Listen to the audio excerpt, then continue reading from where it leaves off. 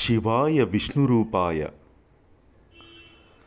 మాఘం పూర్ణిమ విశిష్టత పూర్తి వివరణాత్మకంగా మాఘమాసంలోని పూర్ణిమ తిథిని మాఘపూర్ణిమ అంటారు.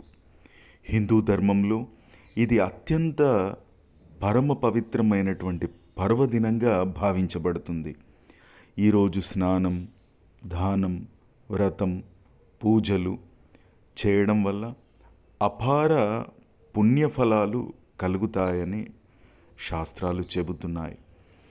మాఘమాస స్నానం మాఘ పూర్ణిమ రోజున గంగా, యమున, గోదావరి, సరస్వతి, నర్మదా, సింధు, కావేరి, కృష్ణ ఇలాంటి పుణ్యనదుల్లో స్నానం చేయడం అత్యంత శ్రేష్టం.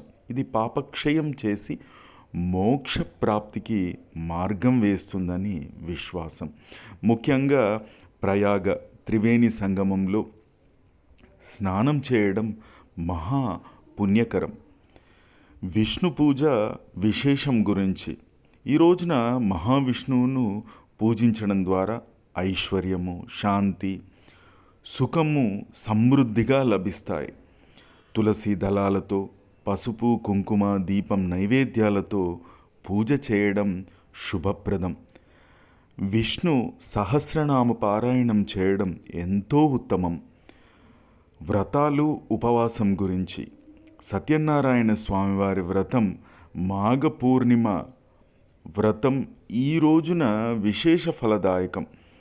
ఉపవాసం చేసి సాయంత్రం పూజ చేసి ప్రసాదం స్వీకరించడం మంచిదిగా భావిస్తారు.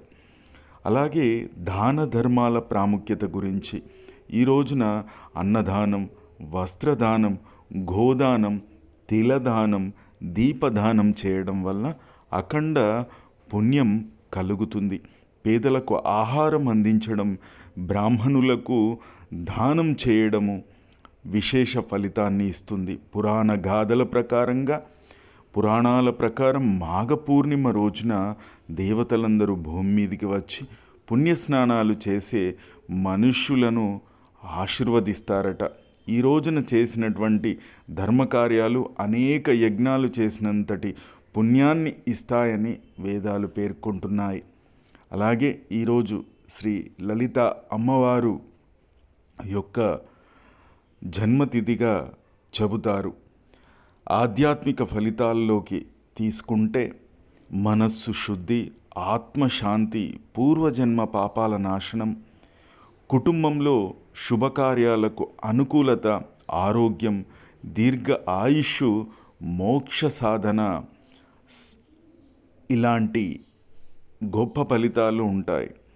సంక్షిప్తంగా చెప్పాలంటే సంక్షిప్తమైన ధోరణిలో మాఘ పూర్ణిమ స్నానం, దానం, జపం, పూజ ఈ 4 చేస్తే జీవితం పవిత్రమవుతుంది. భగవంతుడి అనుగ్రహం లభిస్తుంది.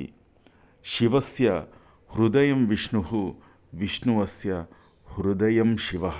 శివకేశవుల తత్వం కలిగినటువంటి మాసమే మాఘమాసం. ఓం శ్రీమాత్రే నమః.